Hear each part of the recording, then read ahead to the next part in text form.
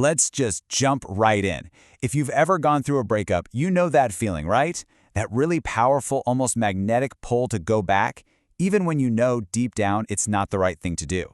Well, today, we're going to get into the why behind all that. And here's the thing, it has nothing to do with being weak. It's all about how your brain is wired. And this right here is the most important place for us to start.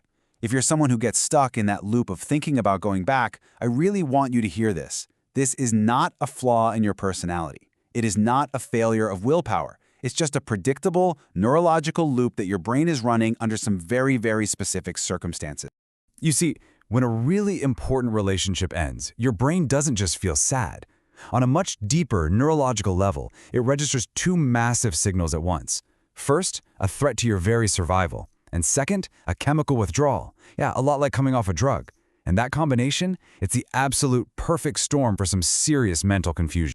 So that confusion, it shows up as something psychologists call cognitive distortions. And these are just predictable thinking errors your brain makes when it's under exactly this kind of stress. Now, the tricky part is they feel incredibly logical. They feel true, but they are actively twisting your perception of reality. So what even is a cognitive distortion? You can think of it like a mental shortcut your brain takes when it's in a total panic. It's just trying to make sense of all the pain and find the fastest way out. But in the process, it starts presenting you with faulty logic and passing it off as fact. So our job here is to learn how to spot these little errors and, call them out for what they are. Okay, so let's get practical. We're going to kick things off with the first two errors, and these are all about how your brain messes with the way you remember the past and the way you feel pain right now. The first one is a total classic. It's called Rosy retrospection. This is basically your brain's tendency to slap on a pair of rose-colored glasses whenever it looks back. And what's so fascinating here is the contrast. On one hand, you've got that feeling in your gut, right? Maybe it wasn't so bad. I really only remember the good times. But then you look at the science. Your hippocampus, that's the part of your brain that handles memory, is literally editing your memories. It's creating a highlight reel, keeping all the rewarding bits while conveniently downplaying or just deleting the files that were marked stressful.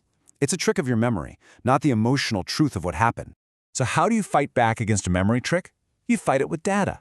This little move is all about forcing your brain to remember the sensory details of the stressful times. Don't just think, I felt anxious. Ask yourself these super specific questions. See, your brain literally can't hold on to the rosy fantasy when it's busy processing real physical memories. That fantasy just collapses under the weight of the facts. Now, the second error is one of the most powerful and honestly one of the most misleading. It's called emotional reasoning. This is when your brain makes the mistake of thinking that the intensity of your feelings is proof that something is true. Your limbic system, that's kind of the emotional hub of your brain, is just screaming, this much pain must mean that relationship was incredibly important. But again, let's look at the chemistry behind it. That deep, aching pain isn't actually a measure of the relationship's value. It's the biological reality of your dopamine levels dropping off a cliff combined with the huge spike in your stress hormone cortisol. It's just chemistry. It's not a sign from the universe. And here's how you shut it down. It's so simple. You just have to name the chemistry out loud. Just saying, dopamine drop, cortisol spike, acts like a mental circuit breaker. It literally forces your brain to shift from its emotional center, the limbic system, over to its logical thinking center, the prefrontal cortex. You're basically switching from just feeling to analyzing. And you want to know the best part? It works, and it works fast. Research shows that just by labeling the emotion and the chemistry behind it, the intensity of that urge to go back can plummet in as little as 90 seconds. That is an incredibly powerful tool to have in your back pocket. Okay, let's switch gears to the next set of errors. Now we're going to look at how your brain handles the future and how it handles fault. Specifically, the mistakes it makes when it tries to predict what's going to happen next and assign blame for what already happened. Oh yes, the classic "this time will be different" story. Your brain absolutely hates uncertainty, so to get rid of the anxiety of an unknown future, it just creates a simulation, a fantasy world, where all the old problems have just magically disappeared. And this simulation, it feels so real, so hopeful, but it's pure fiction. It has no data to back it up. So the way to disarm it is to become a scientist of your own life and just ask this one very simple question. What does the actual historical data say? You have to run the numbers based on evidence, not on your brain's hopeful little fantasy. Look back at the past, not for those rosy memories, but for the patterns. How many times did you have that same fight? What was the consistent outcome really? The moment you ground your prediction in hard evidence, that hopeful simulation just loses all of its power. All right, error number 4 is a pretty sneaky one. It's called responsibility inflation. And this one tends to pop up when your brain is trying to deal with a really deep feeling of helplessness. So, to feel less helpless, your brain creates what we call a control illusion. It basically rewrites history, but this time, you're in the director's chair. You start thinking, if only I had done this one thing differently, then that bad thing wouldn't have happened. Now, that thought might make you feel less anxious for a minute because it gives you a sense of control, but it completely distorts what actually happened and it just burdens you with a ton of false guilt.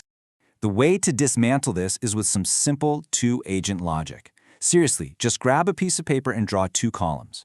In one column, you list only the things you had direct control over. In the other, you list the things the other person had direct control over. You were only allowed to take responsibility for your own column. The second you let go of the responsibility for what was never in your control in the first place, your whole nervous system can finally start to relax.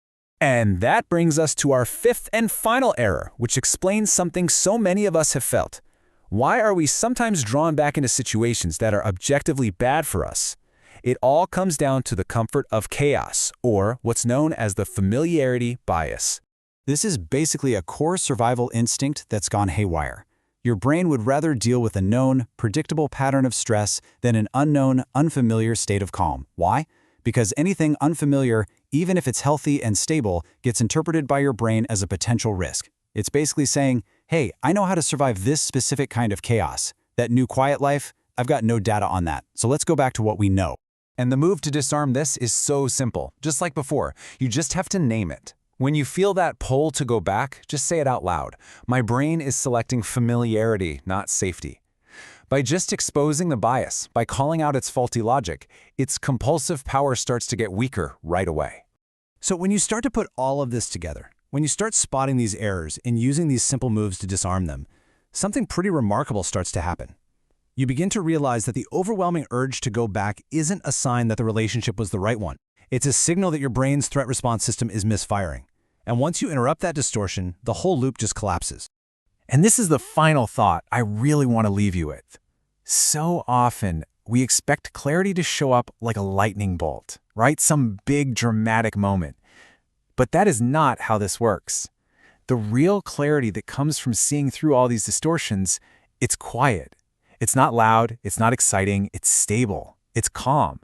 And that is the signal you've been looking for all along.